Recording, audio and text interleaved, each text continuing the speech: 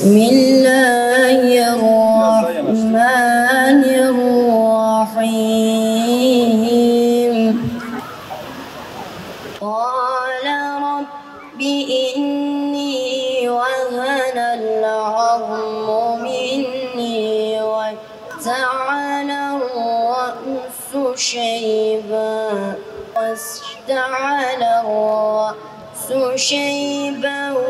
ولم أكن بدعائك رب شقيا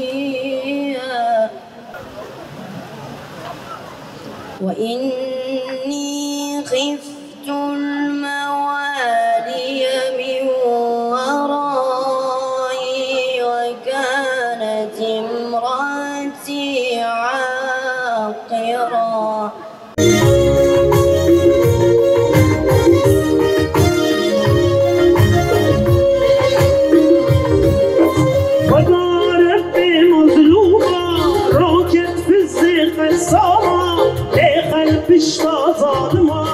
دسته حما فوقته فلسطین تمامه حاکم بکه اسلامه دوام بکه سلامه شعر حما فوقته دوام بکه سلامه شعر حما فوقته به حرمت آرزده و ابراهیم خلیل الله بقدر حبیبه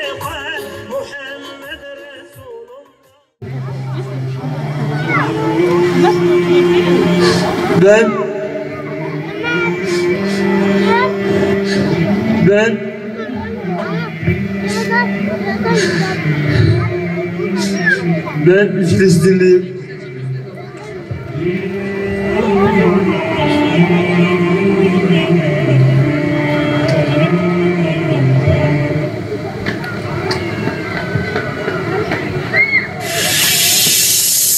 Mescid'in Aksa komutanı geliyor.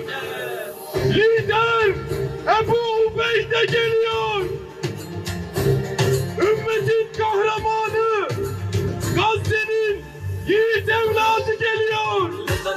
Filistin, cihad al-mubin. 50'den fazla İslam ülkesi var ama hepsi sus pus.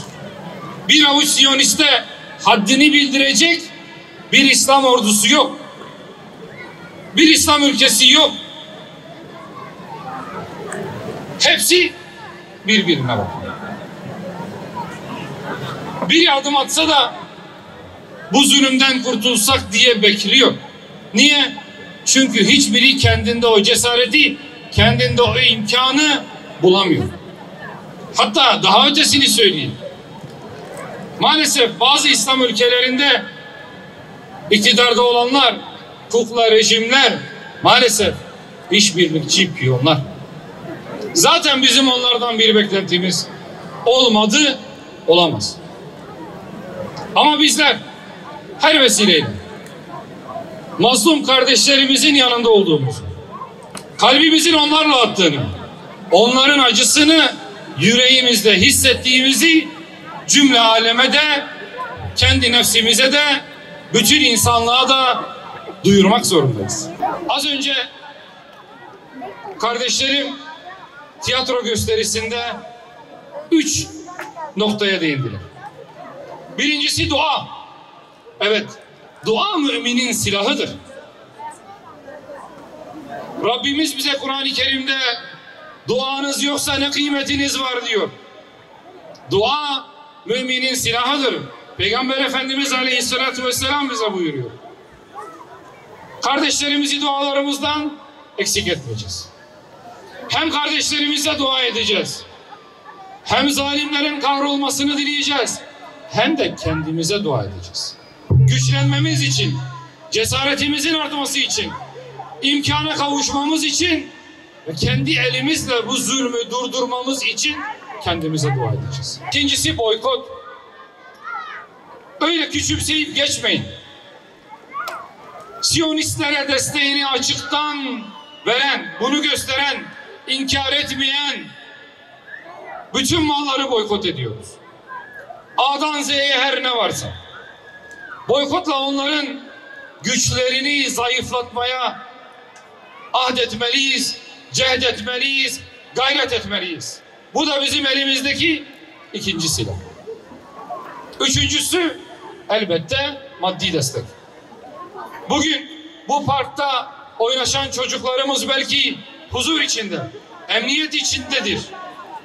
Ama Gazze'deki kardeşlerimiz, onların çocukları aç, susuz ve maalesef başlarını koyacakları bir çatıdan mahrumdur.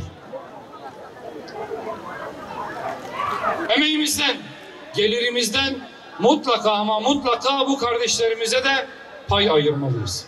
Geçen sene yüzyılın afeti olarak nitelendirdiğimiz bir deprem yaşadık. Kahta'da o depremden maalesef nasibini alan ilçelerimizden bir tanesi. Yavaş yavaş yaralar sarılıyor. Gündüz Adıyaman'daydım. Yavaş da olsa yaralar sarılıyor. Bir düzen getirilmeye çalışılıyor. İnşallah en kısa zamanda bütün yaralar sarılır. Ama size bir şey söyleyeyim. Maddi yaralar sarılır. Maddi imkansızlıklar giderilir. Düzen yeniden kurulur. Bunlar kolay. Esas olan gönülleri ihya edebilmektir. Esas olan şahsiyeti inşa edebilmektir. Esas olan maneviyatla zinetlenebilmektir. İşte bu konuda siz bacılarıma ve siz erkek kardeşlerime çok büyük görevler düşüyor. Yanınızda, evinizde, komşunuzda, sokağınızda, mahallenizde insanlardan haberiniz olacak. Yoksulun önünden, elinden biz tutacağız. Mahruma biz destek olacağız. Kimsesizin kimsesi biz olacağız. İtilmişin kardeşi bizler olacağız. Eğer böyle yaparsak işte o zaman güçleneceğiz demektir.